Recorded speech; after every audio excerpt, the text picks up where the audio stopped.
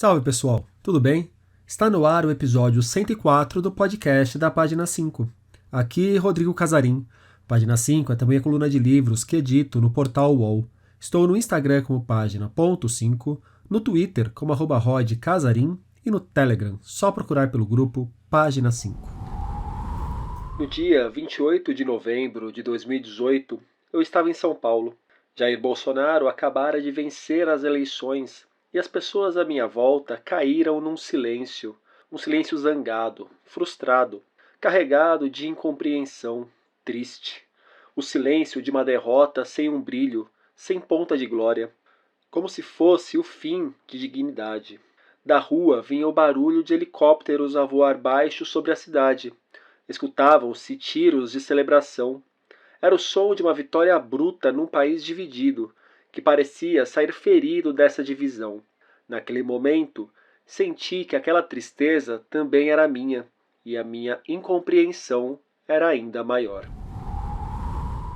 Naquele momento que a portuguesa Isabel Lucas decidiu que aceitaria o convite para viajar pelo Brasil. A ideia? Tentar compreender o país por meio de sua literatura. Obras de 12 grandes escritores brasileiros serviram de pontos de partida para os roteiros de Isabel. Euclides da Cunha, Machado de Assis, Graciliano Ramos, Mário de Andrade, Raduan Nassar, Dalton Trevisan, Milton Ratum, Lídia Fagundes Telles, Jorge Amado, Érico Veríssimo, Clarice Lispector e Guimarães Rosa. Romances e contos desses gigantes que nortearam caminhos por metrópoles como São Paulo, Curitiba, Rio, Salvador, Recife e Manaus. E também por pequenas cidades e vilarejos, pelos quais a maior parte dos brasileiros jamais passará, como os diferentes sertões que servem de cenários para Graciliano e Rosa. Esses périplos cheios de encontros com todo tipo de gente viraram 12 ensaios-reportagem publicados em Portugal pelo Jornal Público e no Brasil pelo Suplemento Pernambuco. Para quem não conhece, Isabel é jornalista e uma grande referência quando o assunto é mercado editorial e, sobretudo, literatura. Recomendo que acompanhem principalmente o podcast Grandes Leitores, cheio de conversas excelentes. Numa iniciativa similar à feita por aqui, Isabel já tinha rodado os Estados Unidos para entender melhor a literatura feita por lá. Daí que surgiu o livro Viagem ao Sonho Americano. Agora, os textos que nasceram da viagem pelo Brasil também viraram livro. Viagem ao País do Futuro é uma ótima via para quem quer se aprofundar em nossa literatura e também para tentar compreender as contradições do Brasil contemporâneo. Não que seja uma tarefa fácil. No papo que vocês ouvirão a seguir, Isabel fala sobre como finalizou o trabalho carregando diversas perguntas para as quais ainda não encontrou respostas.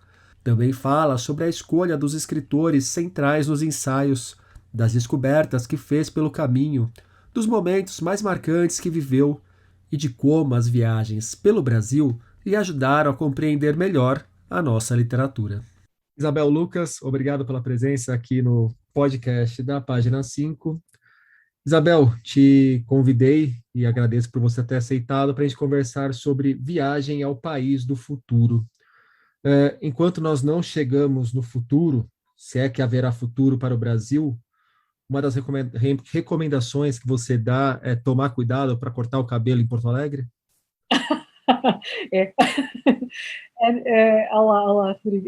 Quando nós, eu agradeço muito ter-me convidado para estar aqui nesta conversa, que eu sei que vai ser uma conversa boa, de certeza, porque eu conheço, acompanho o seu trabalho e é muito bom.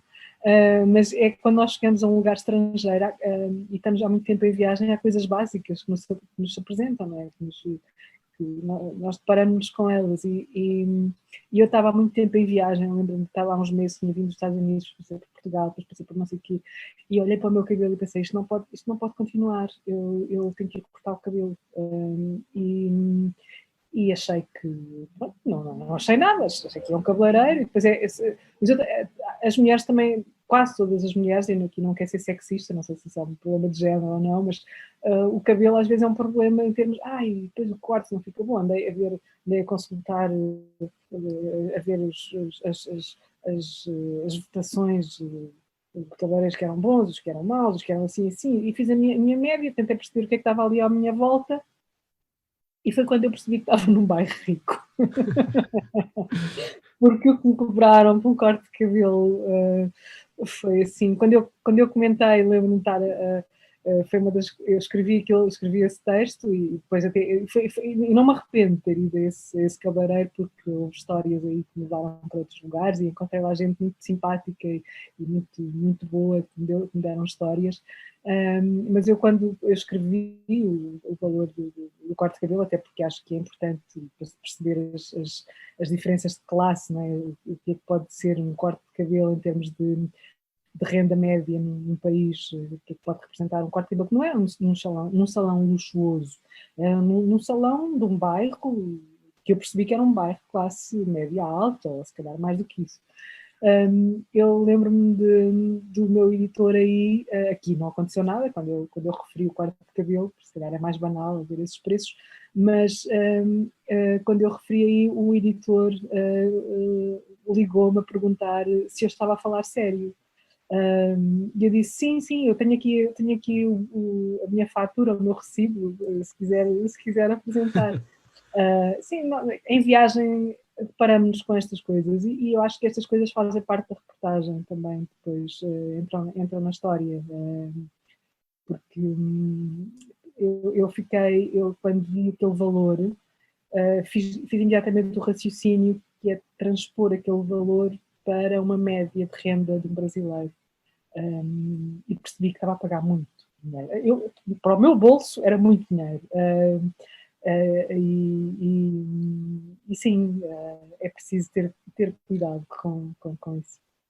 Bom, e são sustos que a gente toma numa viagem. Antes da gente começar a gravar, a gente estava comentando sobre o preço de vinho aqui no Brasil e o preço de vinho É aí em verdade. Portugal. E quando a gente vai fazer um relato de viagem, que o livro também é um relato de viagem, ou é sobretudo um relato de viagem que vai ecoando a literatura aqui do Brasil, essas surpresas se tornam fundamentais, né? Isso daí que vai dando o tempero para essa viagem.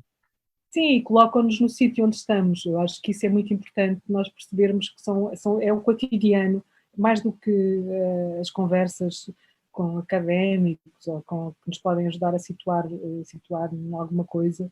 É o cotidiano que de facto nos põe no lugar. E isso que você estava a referir do vinho, para nós portugueses, beber um copo de vinho, ou como vocês dizem, uma taça de vinho ao jantar, é muito comum, não é? Acompanhar a refeição com um copo de vinho, ou dois, pronto, e perceber que o vinho no Brasil pode ser um luxo, é um luxo em muitos casos, não é? Não é toda a gente que tem acesso, pode ter acesso a isso. Portanto, são coisas, e eu lembro-me às vezes em conversa com amigos, enquanto andava nesta viagem e encontrando pessoas nos vários lugares por onde passava, e eles iam pedindo uma cerveja ou um drink, como vocês dizem, aqui o drink pode ser qualquer coisa, não é? Pedir um Aham. drink. E haver uma amiga que me dizia assim: mas ela é portuguesa, ela só tem a mania do vinho, ela bebe vinho. E toda a gente olhou para mim como se fosse uma espécie de extravagância, eu era uma extravagante. Acontece que a diferença de preços, de facto, entre os vinhos em Portugal, e quem viajou por Portugal já sabe, conhece isso, nós podemos encontrar vinhos de gama média a preços comparativamente são muito baixos, mesmo para um brasileiro, não é? Por isso o vinho faz parte do nosso cotidiano, e para vocês será uma cervejinha, não é? ou É, tal drink. mas vou te falar que pra gente que é brasileiro agora, nem o pastelzinho de Belém de 1 euro tá mais tão barato assim, viu, Eu Isabel? sei, Que a eu coisa tá sei, feia por aqui. eu sei. Tenho acompanhado. Isabel, o Viagem ao País do Futuro, ele sucede o Viagem ao Sonho Americano, que foi uma viagem que você fez pelos Estados Unidos para também procurar entender melhor aquele país por meio da literatura e por meio de uma viagem por boa parte do território dos Estados Unidos. E aí você fez o mesmo aqui no Brasil. O que que você passou a entender dos Estados Unidos e o que que você passou a entender do Brasil? É curioso, como você diz o mesmo, e eu não consigo aplicar esse mesmo a um livro e ao outro, e ainda bem que eu não consigo aplicar, porque se eu tivesse achado que tinha sido o mesmo, eu acho que não teria conseguido fazer o segundo. E esse era o segundo, que foi o do Brasil.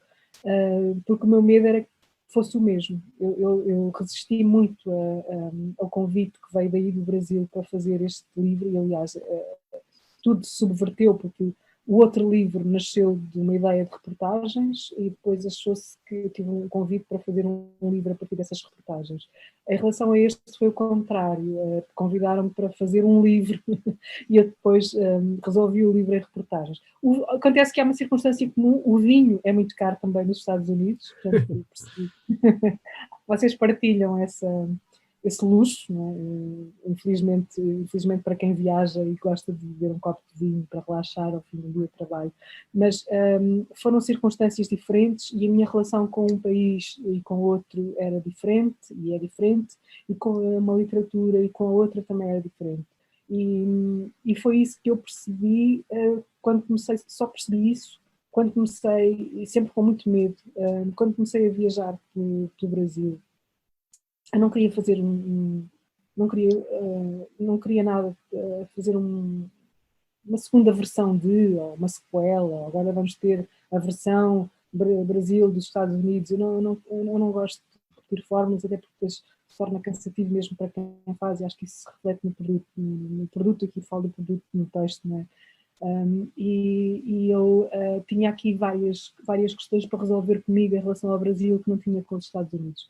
E aqui eu culpo-me, e há uma culpa, não sei se é culpa judaico-cristã, se é culpa de outro nível qualquer, que é, eu não tinha uma relação tão próxima com a literatura brasileira como tenho com a literatura americana, nem com o território do Brasil como tenho com o território americano, apesar de nós falarmos a mesma língua, não é? E eu tinha esse problema para resolver, que era como é que eu me vou movimentar por um território que eu não conheço tão bem e não me é tão fácil movimentar, e como é que eu não vou repetir aquilo que fiz no livro anterior. E como é que isto não vai parecer, já que eu vou estar a escrever na mesma língua, a base é nós estamos na mesma língua, como é que eu, que venho de Portugal, chego ao Brasil e vou escrever para um jornal, porque as reportagens que eu fiz foram publicadas em simultâneo num jornal do Brasil e num jornal em Portugal, portanto, no Público e no Suplemento de Pernambuco, sem que, num lado, pareça que estou a ser... ou seja, eu preocupei muito, sobretudo, em não parecer, em relação ao Brasil, que houvesse alguma espécie de sobranceria, ou que eu fosse levar algum saber, que eu fosse de repente descobrir a pólvora sobre o que é o Brasil. A minha ideia sempre foi, eu vou partir como uma estrangeira que está a chegar a um território que não conhece bem, que conhece muito mal, e que vai querer saber um bocadinho mais disto a partir da literatura. Foi nesse pé que eu me pus. E sempre com essa preocupação de perceber que a língua une-nos, ou nos une, não é? Mas também ela pode ser uma barreira. Nós falamos a mesma língua, mas de facto a língua tem muitas nuances, tem muitas maneiras de ser falada. Isso é uma coisa que esta viagem pelo Brasil me ensinou acima de tudo. Foi a minha relação com a minha língua. E transformou o livro, e transformou estas reportagens, e transformou a minha relação com o Brasil a partir da língua e a partir da experiência que eu estava a falar do cotidiano. E, portanto, um livro não é o mesmo que o outro livro, porque a minha relação com o país não é a mesma com o outro país. Ainda bem. Bom, já que você tocou na questão da língua, é um dos pontos que eu gostaria de colocar na nossa conversa, eu já vou puxar ele. Quando a gente pega o português falado em Portugal e o português falado no Brasil, a gente percebe toda a elasticidade, toda a plasticidade, as possibilidades da língua.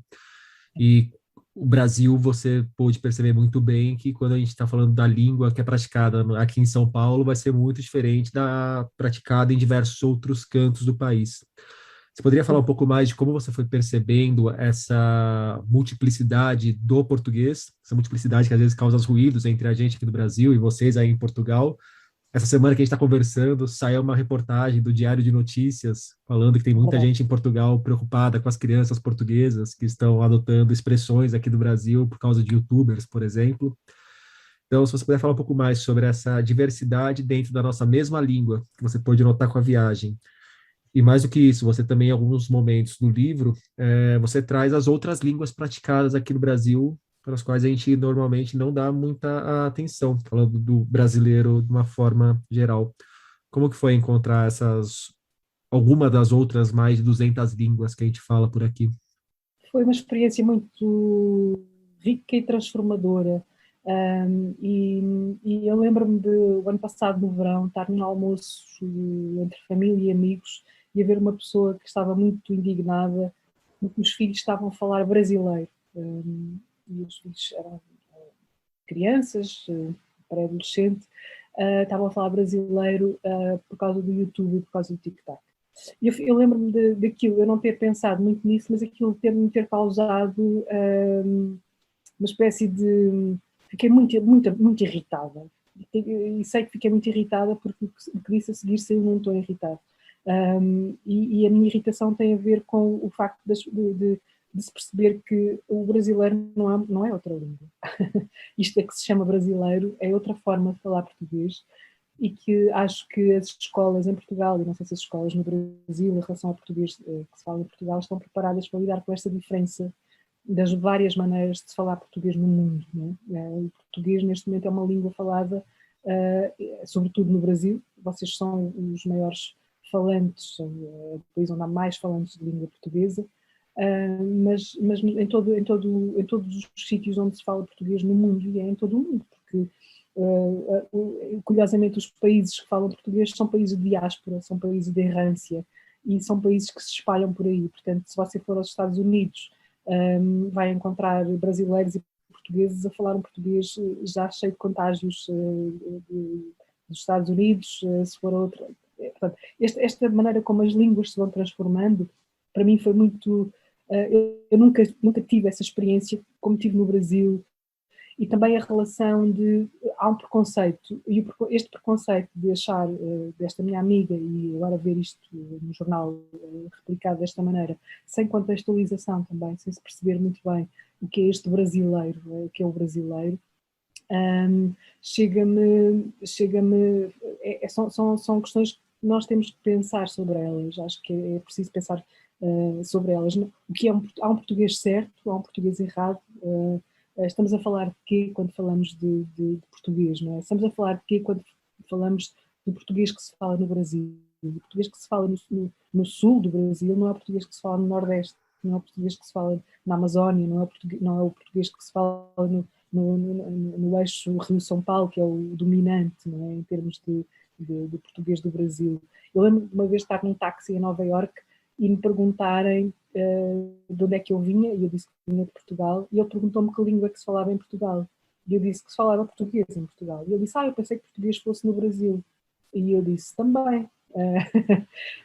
Ou seja, esta questão de que língua falamos é uma acho muito interessante falarmos disto em termos de riqueza, ou seja, o português traz contaminações de todo lado, e não há um certo e um errado. Eu lembro-me e só me apercebi disso, ou seja, a minha dificuldade aí, eu falo muito depressa, toda a gente, eu falo muito depressa.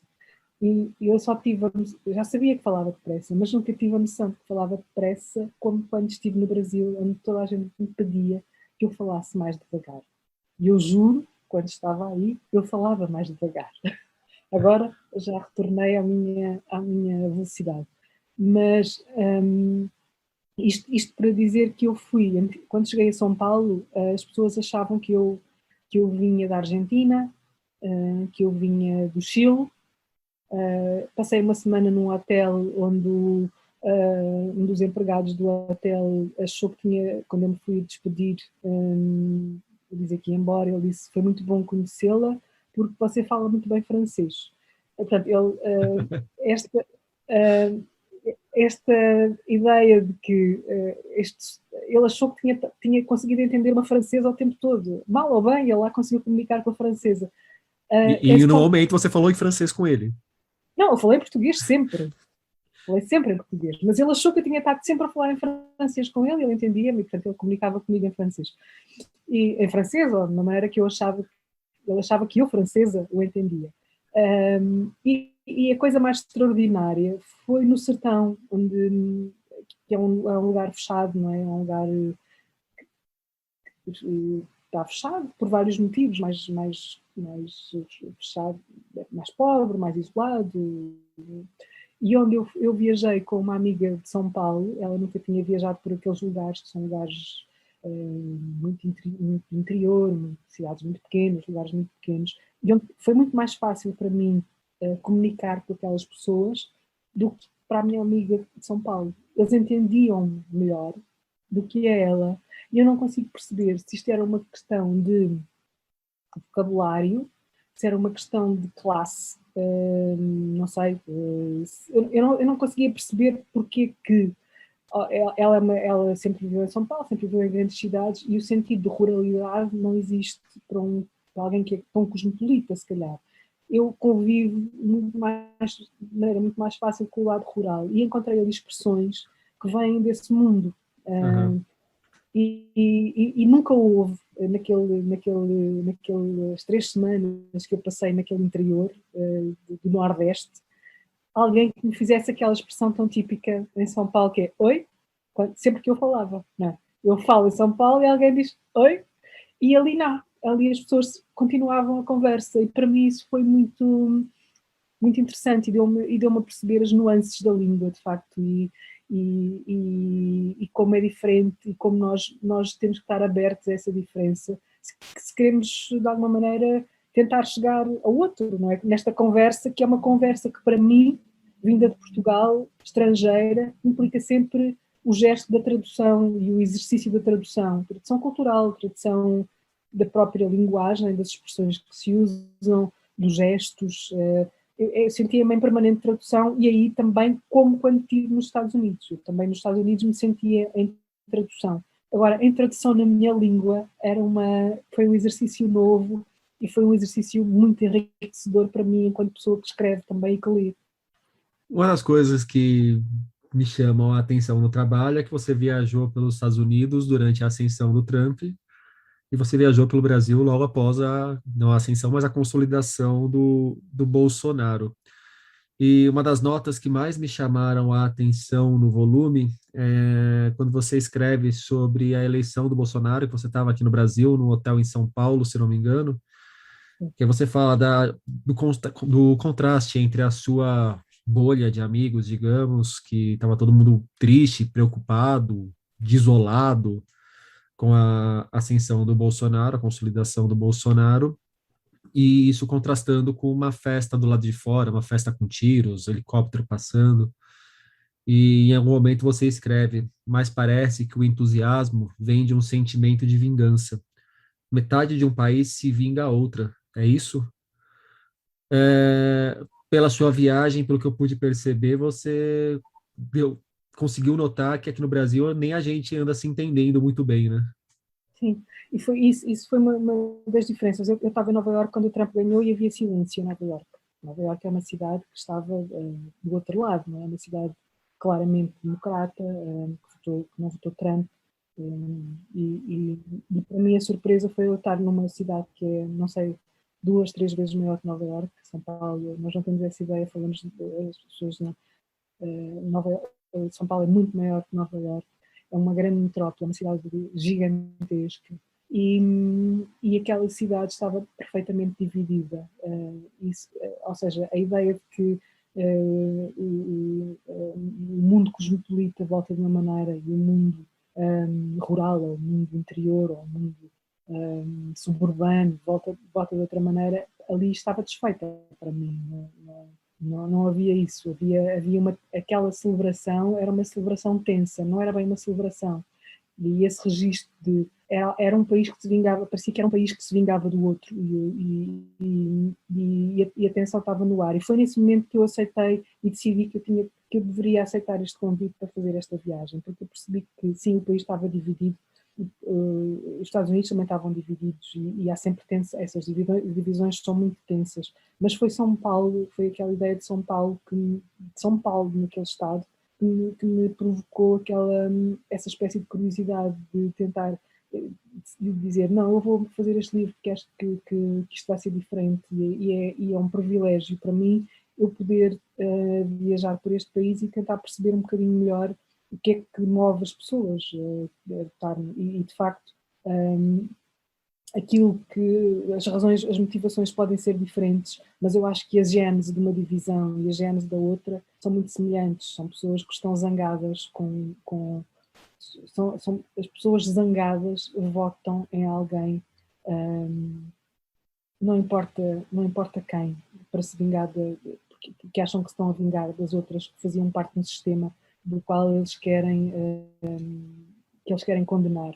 E no Brasil eu senti isso, ou seja, não foi uma celebração feliz, nem por parte dos que estavam a celebrar, era uma celebração violenta, era uma felicidade violenta, era uma felicidade que trazia a vingança, aqueles tiros, quem celebra com tiros, não é? Tem Não um é símbolo muito propriamente. forte nisso também, né? Não é a mesma coisa que celebrar com um fogo de artifício, ou com um foguete, ou com uma marcha, é diferente. E eu saí à rua para jantar nesse dia a seguir e havia tensão nas pessoas, nós não atravessámos a rua muito calmamente. Uma coisa que eu fiquei com a sensação no seu livro, é, ao longo das viagens você vai conversando com todo tipo de gente. Você não se limita a tentar entender a literatura do país andando pelo território e ouvindo outros escritores ou intelectuais. Quem aparece no caminho, então, todo mundo, todos são pessoas e você vai trocando ideias e vai colocando esses encontros na obra. E eu não sei quem são os seus amigos exatamente aqui no Brasil, com quem você anda por aqui, mas você também é uma jornalista, você também cobre literatura, então eu pressuponho que seus amigos daqui não são exatamente bolsonaristas que andam armados por aí, dando tiros para o alto para celebrar nada.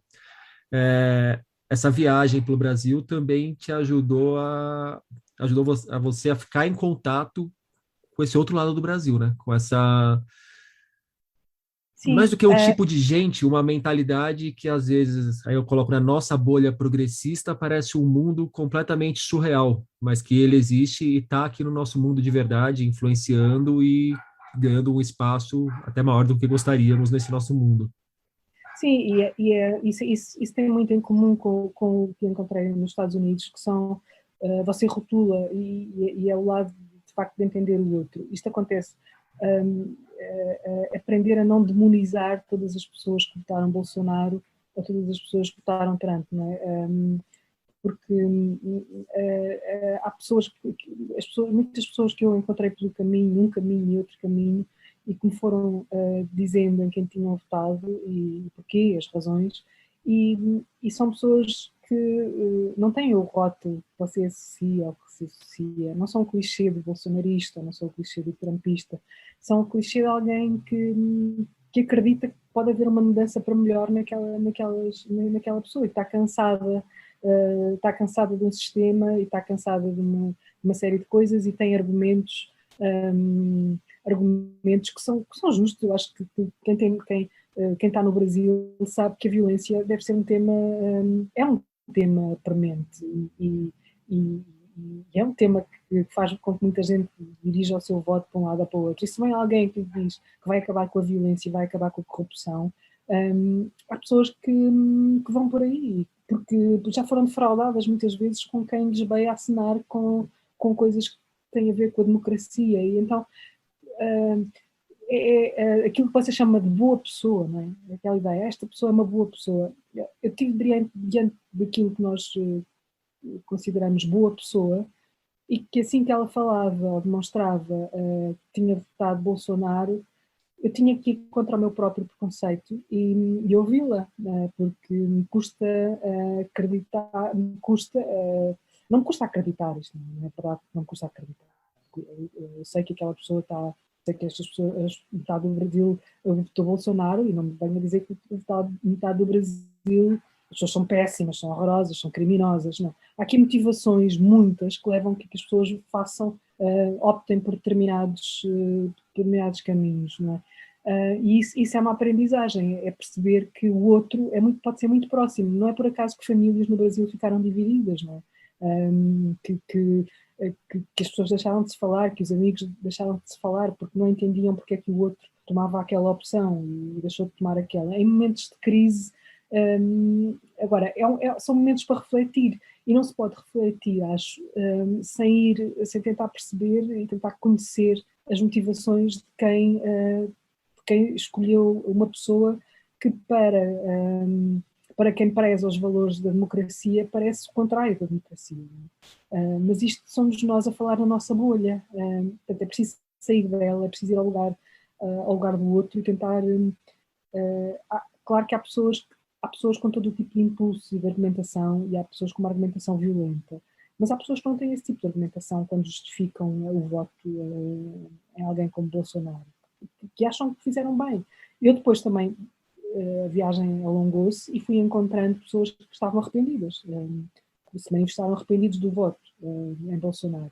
Fui encontrando isso e fui encontrando o contrário também, pessoas que não estavam nada arrependidas e que não eram aquilo a que se chamam bandidos. Portanto, a nossa perplexidade perante o voto do outro deve ser uma perplexidade a ser levada em conta por quem tem responsabilidades políticas, ou seja, porque que isto não é brasileiro só, isto é global, porque que os setores extremados estão a ganhar votos, não é? O que é que aconteceu connosco que nos levou a este ponto? Isabel, temos aqui Machado, Graciliano, Clarice, Lígia. São 12 nomes que servem de ponto de partida para 12 ensaios reportagem. Eu achei essa definição que vocês acharam excelente. Não são só esses 12 nomes que aparecem com a literatura no seu livro, mas são eles que servem de centro para cada um dos capítulos, eles e os territórios que eles viveram ou que eles levaram para a literatura deles. Como que você chegou nesses 12 nomes? Foi uma escolha muito difícil. Acredito. Foi uma escolha muito difícil, muito falada com as pessoas aí do Brasil, com quem eu trabalhei de perto, e que tinham que ser pessoas, tinham que ser escritores que eu tivesse lido, porque eu não teria tempo de ir ler a obra de um escritor e de repente decidir este não serve, este serve. Tinham que ser pessoas que eu tivesse, escritores que eu tivesse lido, escritores que fossem reconhecidos, não estou a dizer que tivessem sido lidos em Portugal e no Brasil, que fossem nomes reconhecidos. Isto porque nós temos aqui entre nós, entre Portugal e o Brasil, aqui uma espécie de estranhamento e desconhecimento mútuo, não é? E, portanto, quando eu falo de um autor americano que não pertence a cânon nenhum, se calhar alguém o reconhece. Em relação aos brasileiros há este problema, portanto, que é um problema que nós, se calhar, alguém, os políticos, alguém que tenha responsabilidades aqui neste campo, terá de ajudar a resolver. Portanto, ou seja, escritores que fossem reconhecidos em Portugal e no Brasil, que eu tivesse lido e que me ajudassem a dar uma imagem do Brasil que fosse suficientemente diversificada nos temas, na geografia, no estilo, no tempo também. Depois esses escritores levar-me-iam a outros, eventualmente. Foi esse o meu ponto de partida. Portanto, é um ponto de partida conservador, considero, é conservador, mas foi aquele que eu achei que me poderia levar, e poderia levar comigo leitores, poderia transportar comigo leitores, porque se eu falar num escritor mais obscuro no Brasil e eu apresentar aqui em Portugal, ninguém sabe quem é, porque ninguém vai ter interesse por aquilo. Enquanto se eu falar desse escritor obscuro a partir de um escritor que não é obscuro, as pessoas podem ter curiosidade de conhecer. E uma das coisas que me tem alegrado bastante é ver que alguns leitores do meu livro, deste livro, aqui em Portugal, fizeram listas de compras de autores brasileiros. Isso está a acontecer e é das coisas que me deixa mais feliz, é perceber que um dos objetivos lá, que não são objetivos confessos, são objetivos que estão lá para trás, mas que é um objetivo privado muito, muito, muito, que eu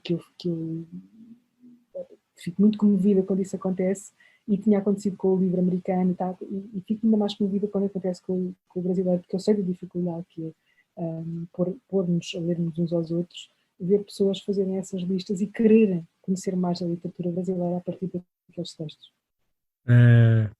como jornalista que escreve sobre literatura, também é um movimento que, quando acontece comigo, não é o objetivo principal daquele texto, mas é aquelas coisas que você recebe e fala, putz, É, que legal, né? é bom, não Que é? É bacana bom, que isso aconteceu. é bom. Recentemente, há uns 3, 4 episódios atrás, eu fiz 2 episódios sobre o Renato Russo, que a morte dele completou 25 anos. E eu recebi umas mensagens do tipo, Rodrigo, eu odiava Renato Russo, continuo odiando a música dele, mas passei a entender o valor, comecei a ver de uma outra maneira as letras. Aí eu falo, pô, que legal, não precisa gostar de verdade, Claro, mas claro. Esta jogar luz em alguns pontos que a pessoa não esperava encontrar de repente. é uma troca. Eu acho que é muito, muito bom isso, porque para mim, em muitos casos, foi uma descoberta também, apesar de eu entretanto, ir conhecendo muitas pessoas e tendo algum contacto com a literatura do Brasil por outros meios, que não os meios comuns, mas eu também fui descobrindo e essa descoberta, quando é partilhada, é muito boa, porque você sabe como é que é. E dos seus escritores queridos, que uma coisa é o que a gente leva para o livro, seguindo essa série de critérios que você falou, outra coisa é o nosso cânone particular. Tiveram escritores brasileiros que doeu no coração deixar de fora? Essa pergunta ainda ninguém tinha feito, os que eu deixar de fora. Claro que houve muitos que eu deixar de fora, porque ou podiam ser repetições, ou não me. Sim, sobretudo repetições. Há um livro que eu adoro, que é um clássico e que nem é muito falado, né? É um lugar algum que é o Menina Morta, do Cornélio Pena. Eu tive muita pena, não, que pena, com dois N, só com um N, de não poder falar deste livro, porque enfim, mas é um livro, foi um dos livros que me reconciliou, porque eu tive muito tempo afastada da literatura brasileira por vários motivos, e depois encontrei uma pessoa, um editor português chamado o André Jorge, que teve durante muito tempo a editora Cotovia, e eu na minha infância tardia e pré-adolescência, lia autores brasileiros que encontrava em casa dos meus pais, ou que encontrava por aí, que eram aqueles clássicos, Jorge Amado, e alguns contemporâneos, ou mais para trás, Machado, enfim. E depois tive muito tempo sem ler brasileiros, com uma relação muito, muito, muito pouco próxima com a literatura brasileira. E foi o contacto com o André Jorge que me devolveu esta nova relação com a literatura do Brasil. Ele apresentou-me autores que eu hoje me sinto muito próxima, como o Milton Atum, o Bernardo Carvalho. Eu não trouxe o Bernardo Carvalho para este livro, eu tenho pena de não ter aqui o Bernardo Carvalho, que é um autor que eu prezo bastante também. Ele apresentou-me muita gente e deu-me a ler este Menina Morta, do Cornélio Pena. E eu sei que foi um dos livros que me fez reconciliar num sentido muito emotivo com a literatura brasileira e querer continuar a ler. Então eu não pus nada, não trouxe este Menina Morta. Poderia estar aqui a falar de tantos outros autores que eu gosto e que não trago aqui, mas seriam muitos. Vocês têm, e não estou aqui a fazer nenhum favor, sabem disso, uma literatura muito viva, cheia de gente muito diferente, e o que eu gostei neste livro foi de trazer diversidade, e que essa diversidade se abrisse, ou seja, é como se esta viagem fosse só um princípio, um início de viagem. Ainda há pouco referi esta expressão noutra conversa, que é um princípio de conversa entre nós, e que nos levasse a descobrir muito, muito mais gente. Foi muito doloroso, por isso é que eu disse, foi muito doloroso escolher aqueles 12 e deixar muitos outros de fora. Bom, e você passou por esse ponto já, mas até porque era pensando nas viagens para se fazer, você não podia colocar 3, 4 pessoas no mesmo lugar, né? Colocar Bernardo Carvalho e Lígia Fagundes Telles, por exemplo, para ficar em São Paulo. Então, seria importante ter essa diversidade para circular pelo país. Sim, seria uma grande confusão, e até porque eu queria dar espaço, e se eu fizesse isso, podia ter feito isso, mas o que eu queria chegar às pessoas, às pessoas que não são os escritores nem são os académicos, e eu não teria tido o que eu queria muito trazer, foram as vozes do acaso. Eu só sabia que ia sair com aquele livro, daquele escritor, e ia para aquele território um bocadinho às escuras.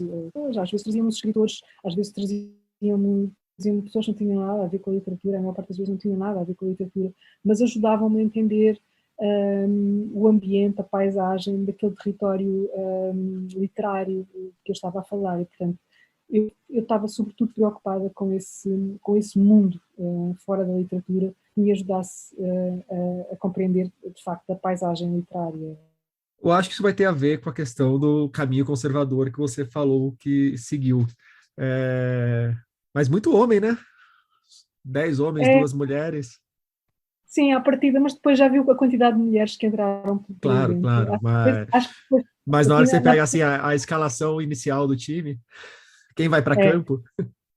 então, agora lembrei, deixei a Adélia Prado, eu deixei a poesia, e no outro dia a pessoa que me apresentou o livro aqui em Portugal, uma pessoa que tem um papel importantíssimo na difusão de autores brasileiros em Portugal e que fez um livro, fez uma coleção tremenda, publicada também por André Jorge, que se chama Abel Barros Batista. Ele lançou-me o desafio, agora vai fazer os poetas, faz favor, os poetas brasileiros. E nesses poetas há muitas mulheres. Eu sei que pus poucas mulheres, mas há um momento na literatura em que, infelizmente, as mulheres tinham pouco acesso, tinham pouca voz, e não eram melhores nem piores, mas iam tendo pouca voz. E é tal coisa, não chegaram aqui, ou seja, quando eu estou, é muito triste perceber quantas escritoras brasileiras serão conhecidas em Portugal, escritoras do chamado canon, não é?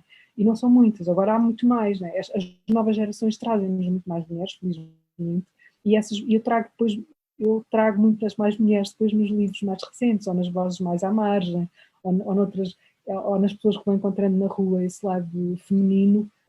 Depois também eu fui consciente que só levava 2 mulheres, e fui tristemente consciente que só levava 2 mulheres, mas quando eu faço essa seleção eu vou consciente disso e sei também que vou encontrar muitas mulheres pelo caminho e que essa literatura no feminino aparece no meu livro por um viés. Quem ler o livro vai perceber que elas estão lá. Nós já falamos sobre suas andanças pelo país e como isso te ajudou a entender, a não entender, ou oferecer novos caminhos para entender a sociedade aqui no Brasil como um todo.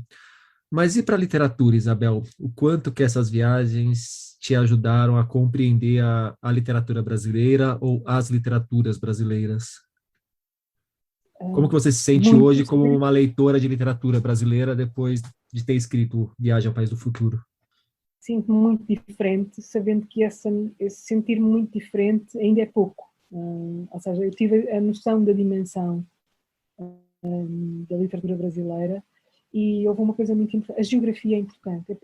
Quando se lê um livro e se percebe de onde é que aquele livro veio, pode ser do prédio, pode ser da rua, pode ser do bairro, pode ser da cidade ou do estado, mas ajuda muito a leitura ter essa percepção. Claro que podemos entender o livro de uma mesma maneira, nunca indo ao lugar onde ele veio. A literatura transcende isso, não é? E é interessante que é uma questão que, assim, a geografia, ela ajuda a gente a ter uma percepção diferente de um livro, e não só para entender os cenários daquele livro, mas muitas vezes até para entender a linguagem daquele livro, a geografia nos ajuda a compreender por que daquelas opções do autor, né?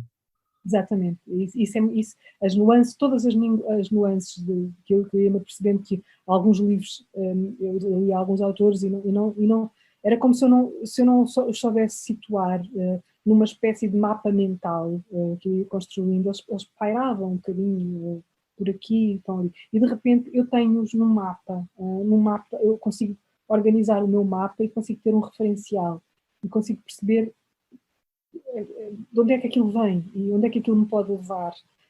E isso para mim foi muito enriquecedor mesmo. Transformou a minha. Ou seja, esta viagem transformou a minha paisagem da literatura do Brasil, ao mesmo tempo que transformou a minha paisagem do território brasileiro. Eu não sei como é que isto se pode expressar de uma maneira diferente, mas eu sei que estou num princípio de caminho qualquer, fiquei num princípio de caminho, depois simbolicamente não consegui também finalizar, isso é outra questão, mas e me deu mais, ainda mais esta coisa de eu estar só num princípio de caminho, para mim foi muito importante. Eu neste momento pego num livro do Brasil conseguindo reconhecer de onde é que ele vem. Já consigo. E a coisa da oralidade é muito curiosa, né? E a oralidade está tanto num texto escrito como uma conversa, né? Aquela maneira de dizer que é de um lugar e que não é de outro lugar. E é como se eu tivesse chegado mais perto de um segredo. Não sei que segredo é esse, mas é qualquer coisa da intimidade de um país e da sua literatura, porque a literatura também tem esse lado de nos dá pelo menos a ilusão que estamos a chegar próximos de qualquer coisa, mais íntimos. E numa chave contrária, Isabel, você passeou por um Brasil que a imensa maioria dos brasileiros nunca passeou, nem vai passear.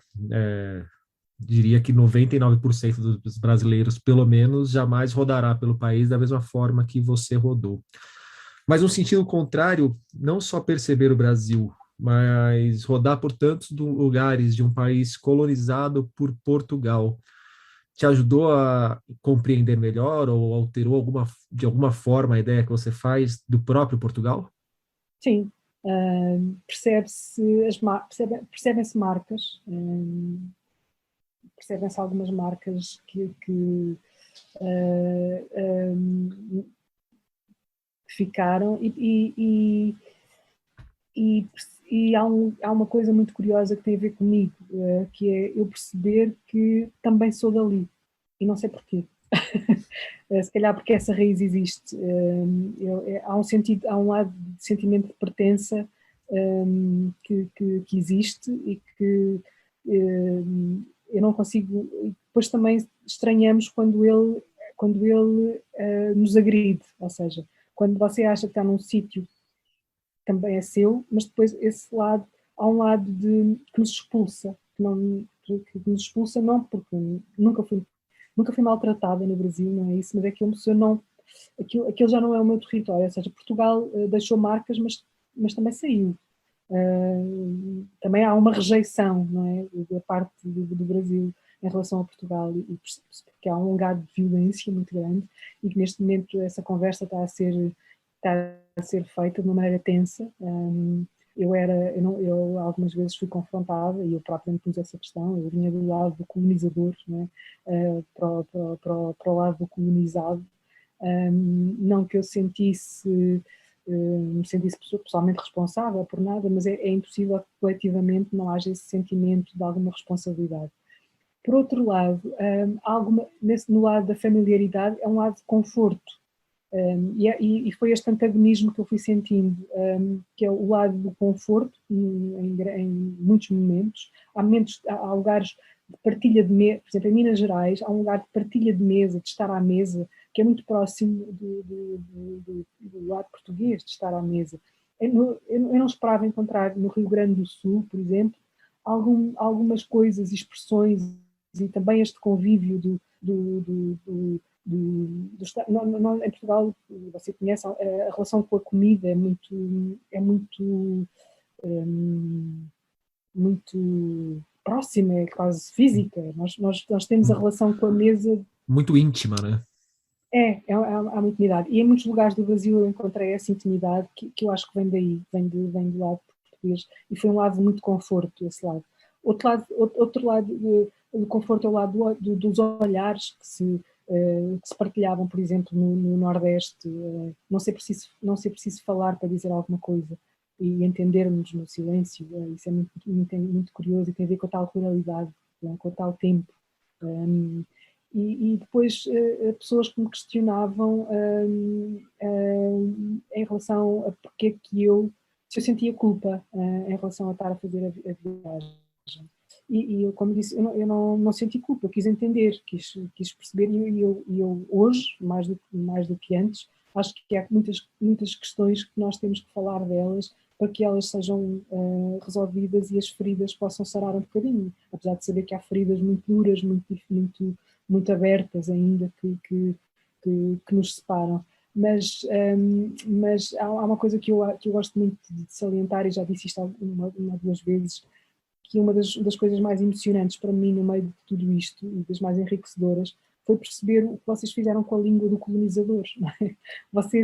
Vocês libertaram-se na língua do colonizador. Vocês transformaram a língua do colonizador no vosso grande espaço de liberdade. É ela que vos une, não é? Mas é ela que também vos dá uma identidade, se é que isso se pode falar em termos do coletivo Brasil. Não é? Vocês estranham-se. Há coisas que a mim me faz, além da violência de que eu falei no início, há coisas que para mim me violentam bastante, e quando eu estive no Brasil, isso para mim foi muito, era agressivo assistir à diferença de classe, por exemplo, à maneira como isso, muitas vezes os brasileiros nem sequer isso lhes passa pela cabeça, e para quem está de fora isso é muito evidente, as grades nos condomínios, não é? As grades dos condomínios, e um dos pontos mais marcantes assim do livro, de dar um aperto, porque eu já vivi muito isso, quando você fala do artista lá na Pompeia, que ele veio da periferia de São Paulo para Pompeia, e ele se sente segregado mesmo morando no bairro, porque ele fala, as pessoas percebem que eu não sou originalmente daqui, e isso já cria uma ruptura. Sim, é o corpo, é a diferença do corpo. Ele é um corpo diferente naquele bairro, ele é um corpo que anda de uma maneira diferente, ele é um corpo de uma cor diferente, ele tem uma ginga diferente, e ele sente medo, que é um medo que não é realmente o medo que, quando se fala-se do medo contrário, não é? E ele sente medo por isso. Ele pode ser maltratado, e foi já muitas vezes maltratado naquele bairro, porque as pessoas têm medo dele, sem perceberem que ele é que tem medo delas. Porque está a ser rejeitado por elas, não é? Porque o segurança do supermercado está a persegui-lo porque acha que ele vai roubar, quando ele está simplesmente a abastecer-se no supermercado. Quando a senhora que passa no passeio muda de passeio porque ele vem no passeio. A senhora branca, ou seja, ele não vem do lugar do privilégio, e isso vê-se não apenas na cor, mas na ginga, no movimento do corpo. E é muito curioso perceber como essas coisas são lugares de tensão, não é? Não, e assim, eu dou fé que não vem apenas da cor, porque eu aqui no Brasil eu sou branco. Quando eu estou viajando pela Europa, pelos Estados Unidos, eu sou árabe, né? Mas aqui no Brasil eu sou Eu também. branco. Eu sou da periferia de São Paulo, não de extrema periferia, mas de bairros bem mais afastados do que do centro, e eu já trabalhei na Pompeia. E eu notava muito essa diferença do trato das pessoas ali comigo também. Então, ele foi um momento de me enxergar um pouco na posição daquele artista. Isso para mim é muito importante, porque eu sempre tive muito receio. Quando alguém me diz quando alguém confirma alguma coisa que eu tenha escrito, porque eu estou num lugar de desconforto, que é o lugar do estrangeiro, não é? E o meu receio sempre era, será que a minha percepção, a minha percepção é correta? Será que a minha percepção tem alguma coisa a ver com a verdade, entre aspas, deste lugar? E quando eu recebo essa espécie de confirmação, não é? De uma intuição, às vezes, que é uma intuição que me foi dada por várias informações a que eu fui tendo acesso, eu fico, e quando isso vem daí, não é? Vem de quem conhece o lugar, sinto-me muito aliviada e muito confortável não, esta palavra é horrível, sinto-me muito, é como se eu não tivesse, há bocadinho estava a dizer que toquei por omissão, e voltando aqui a esta linguagem meio religiosa, é como se eu não tivesse mentido. Eu não quis mentir, ainda bem que eu não menti. Mudando um pouco o tom do papo, indo para uma pegada mais papo de boteco, quais foram os momentos mais especiais da viagem, Isabel? Quais são aquelas passagens que, quando eu te faço essa pergunta, vem na cabeça, que você fala, poxa, gostaria de voltar naquela situação, gostaria de viver de novo aquilo, gostaria de estar de novo com aquela pessoa naquele lugar? Há coisas muito comoventes, episódios muito comoventes. Eu lembro-me de várias vezes ter sido, nós com a idade e com a viagem, não sei o quê, vamos ganhando calma, né? Vamos engolindo emoções e não deixando transparecer. Mas houve muitos momentos no Brasil em que eu senti que me senti muito de lágrima no olho, e noutros senti que era uma privilegiada, e noutros senti que era uma sorte poder estar a viver aqueles momentos. Eu nunca me vou esquecer da minha tarde com o Raduan Assar, quando ele me ofereceu um lanche e falou de tudo menos de literatura, mas não importa. Era o Raduan Assar e o Lavoura Arcaica é um dos meus livros. Os meus passeios com o Milton Atum por Manaus, houve momentos de emoção muito forte ali, até que coincidiu com um momento da minha vida dramático e, portanto, Manaus e o Milton Atum vão estar para o bem e para o mal ligados a essa minha vivência do Brasil. Tive muitos momentos felizes em São Paulo, com pessoas amigas, de partilha, de gargalhada, de partilha de experiências. Os momentos que eu passei no Recife, na cidade do Recife, onde conheci gente que me emocionou bastante, como o Miró da Muribeca, o poeta de rua.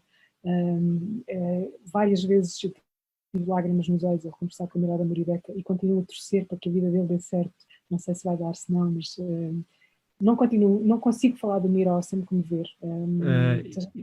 E a história dele parece que é torcer para dar certo e por um longo período, né? Que é uma história pontuada por momentos que dão certo e depois dá uma descambada.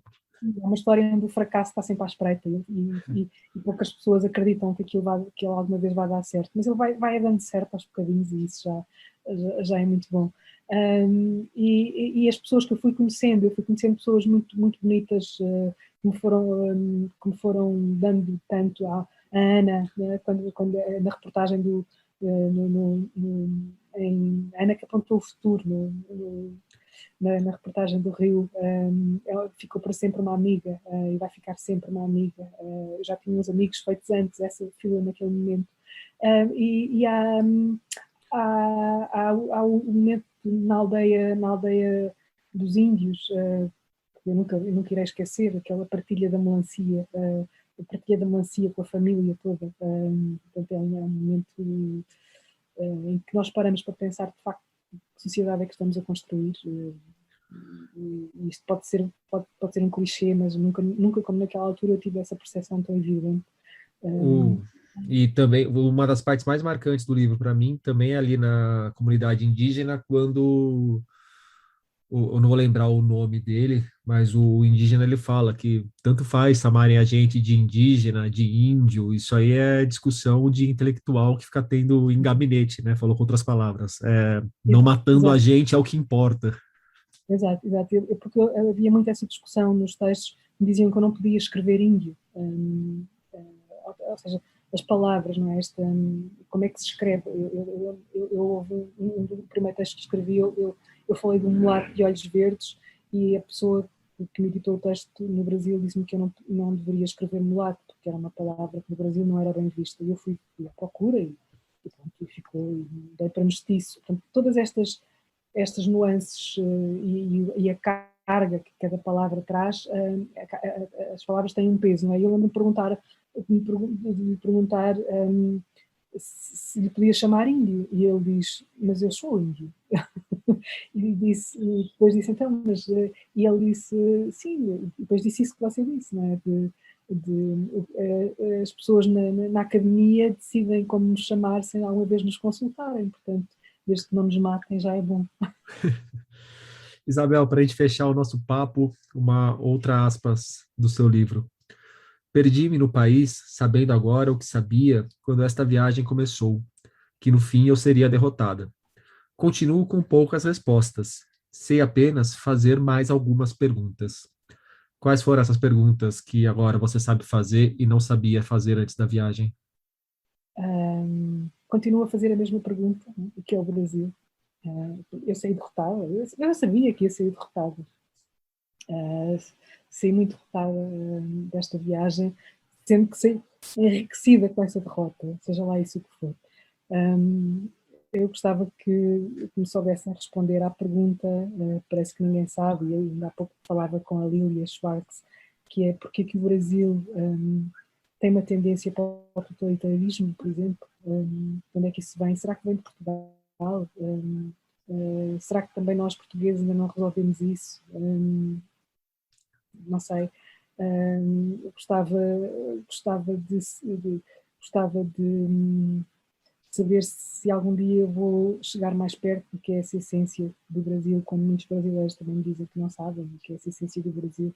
Eu acho que chegar mais perto da essência do Brasil é também chegar um bocadinho mais perto da essência do que é ser português, porque nós continuamos a partilhar muitos anos uma história cheia de conflitos e cheia de tensões, mas que existe. É uma história, eu acho que eu continuo, esta viagem também me ensinou a dizer que as perguntas vão surgindo no caminho, não é? E quando nós estamos no caminho, mais uma vez o cotidiano e o dia-a-dia das pessoas vão-nos ensinando a fazer perguntas, e são perguntas que muitas vezes não vêm nos livros. Nós ao lermos o livro não chegamos à pergunta, mas se partirmos para a viagem com o livro e se chegarmos... E não tem de ser uma viagem necessariamente física, seja lá que viagem for, pode ser livre, pode nos levar à música, pode nos levar às artes plásticas, pode nos levar ao teatro, pode nos levar à política, pode nos levar a um sem fim de coisas, mas esta ideia de viagem, onde a pergunta está sempre implícita, não é a viagem do turista que vai ver a pessoa diferente e fica a olhar distante para ela, não é? Como se estivesse num zoológico. É a pessoa que viaja de uma maneira como eu gostava de viajar, e espero aprender a viajar melhor assim, viajar sem o preconceito, não é? Viajar aberto ao acaso, foi assim que eu tentei ir, sabendo que corro o risco de não encontrar nada, mas sabendo isso, eu sei neste momento, com estas viagens todas que já fui fazendo, que encontro sempre alguém, e encontro sempre uma história que me vai enriquecendo, e é nessa viagem. Eu acho que as perguntas vêm da viagem, e esta é uma viagem que eu quero continuar a fazer. Isabel Lucas, muito obrigado pela conversa. Obrigada, Rodrigo, foi ótimo estar aqui consigo. Muito bom. Viagem ao País do Futuro, de Isabel Lucas, chega aos leitores pela CEP. O papo foi longo, então por hoje é isso aí, pessoal. Indica o podcast para os amigos e para os inimigos. Um abraço, um beijo, um aperto de mão e até a semana que vem.